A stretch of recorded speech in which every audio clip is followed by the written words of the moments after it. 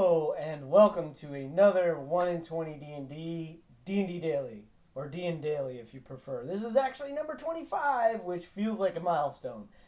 And the truth is, I didn't even really want to do this today because, man, it's been that kind of a day. I usually have been recording these when I get to work in the morning, and man, there was all kinds of noise, and it was just distracting, and I couldn't do a good recording, so I didn't do it, and I just wasn't feeling it today. But I am totally committed to providing content about D&D and RPG every single day this year. So here we go. We're going to talk. I have some really good thoughts about what to talk about today, but I just wanted to be upfront about this from the beginning. This is actually what I'm going through. This is a vlog, a D&D vlog, and that's the reality. I kind of wasn't feeling it. That being said, shove all that aside. Hey everybody, I'm Gregory. This is 1 in 20 D&D. Here's what I want to talk about today. I'm thinking about, I talked earlier this week about this game I'm running on Tuesdays. Well, unfortunately, this is the second time we're moving it to Friday, so we'll see. Tomorrow, I am running a game for my friends, and we'll see how it goes. I'm excited about it. And I mentioned that I have an NPC that I need to develop for this game, and it's kind of a minor NPC, but it's their first encounter. It's their first real serious villain NPC that they're going to deal with, and so I wanted to do something a little more for it rather than something random, something spontaneous. I want to have an idea ahead of time. So here's my process. I'm going to share my process with you of how I'm going to deal with this NPC. So the NPC is a necromancer and a former noble. So it's real easy for a villain to fall into something like, I could probably make him sound something that's ridiculous, like, oh yes, he's going to talk like this, or something. Okay, that's kind of easy and cliche.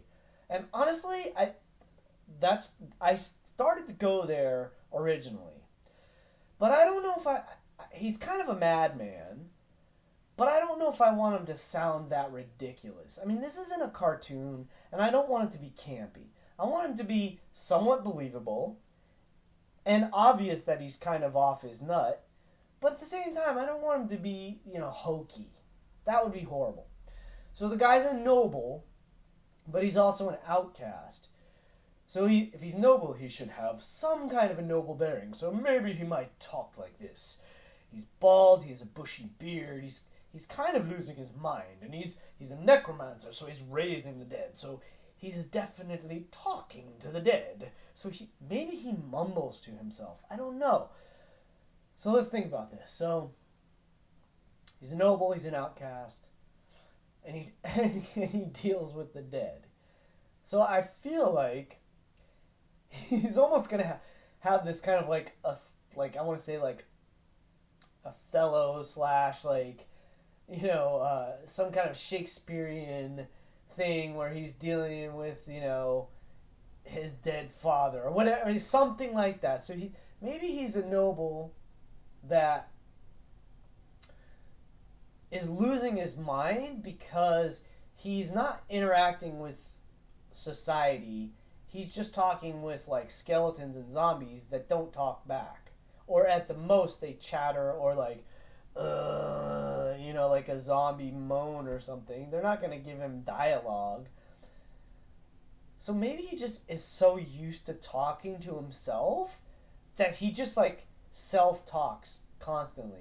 The other thing too is that he's apparently, it says from the description in the text that he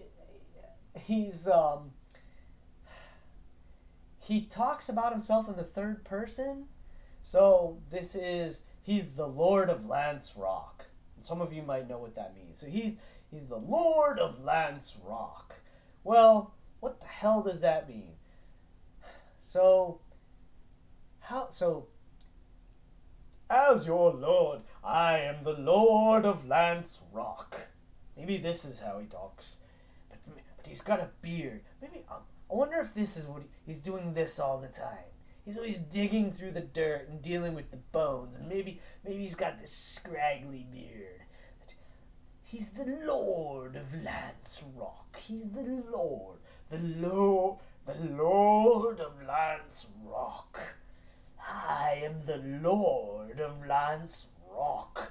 You can't defeat me and my minions. Ha ha ha ha ha. That feels kind of cool. Maybe that's him. That's actually feeling pretty cool. The Lord of Lance Rock. Cower beneath me, fools. I am the Lord of Lance Rock. That feels pretty good. So I think I got the NPC there. I think that's who he is. He doesn't even remember his own name, or if he does, it's like a vague memory. And he's kind of lost his mind. He doesn't have any hair, so maybe he might rub his head on occasion. He's a baldy. At least that's how it's described. The picture looks different, but that's how he's described. So that's how I'm thinking of him. Bald head, scraggly beard. So I think he's going to be doing this constantly, like pulling at it. And that's why it's all scraggly and long and dirty. So I think that's my character. I feel like that's it. So that's the process that I went through. That's the prep. The Lord of Lance Rock. I am a noble. I have noble bearings. I know how to communicate wisely, intelligently, and clearly.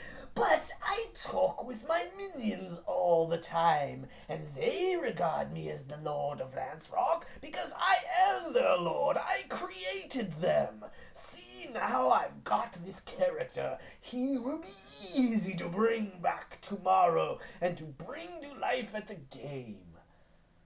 So there you go. That's my process. That's how I went through it. That's how I'm creating this character. The Lord of Lance Rock. And all I have to do, this is my trigger.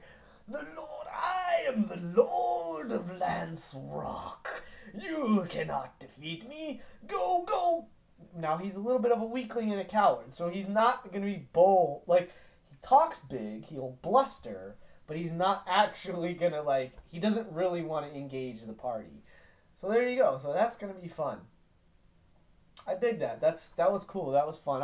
Maybe I'll do some more of these in the future. Now, so that's my NPC creation. Beyond that, I'm going to be spontaneous with the game. I'm going to have this moment of what's he gonna do, and it really depends on how they enter the chamber. He already knows they're there, so he's on guard to a degree. And now it's just going to be a function of, do they just plow in? Do they try to sneak in? Do they see him before he sees them? So that's going to all be based on the dice. We're going to let the die rolls determine what happens at the table. So I'm really looking forward to that. Yeah, that's cool. Now, other stuff in D&D, in the world of D&D, that's just my silly game that we're doing this tomorrow. I didn't have my game last night. We only had 3 players, so that's kind of wasn't really enough to actually run the session, which is cool. Again, we're all friends. We knew ahead of time that 2 of them couldn't make it, and one of them had some crazy stuff go on with their car and keys and all this. Thank goodness they're okay and safe and everything. But, hey, life gets in the way sometimes. That's reality. So we just roll with it. We'll have another great game next week. I'm going to edit some more videos coming up here. I'm going to throw some more D&D videos to try to catch up with where we're at in AGIC. I'll also throw out my Battletech game videos as quickly as possible because I think we're going to do session 3 this weekend. At least I think we're doing session 3 this weekend.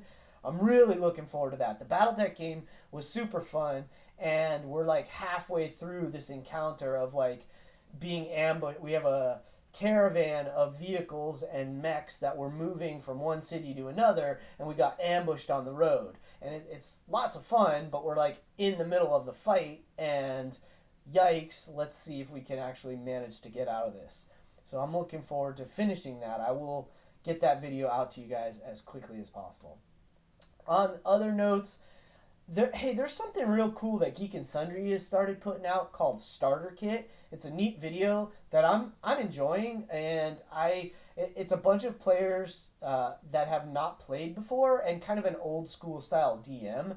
He's been playing for a long time, but I think he's a little new to the DMing. I'm not 100% sure. I don't know enough about the game, the players, and so forth.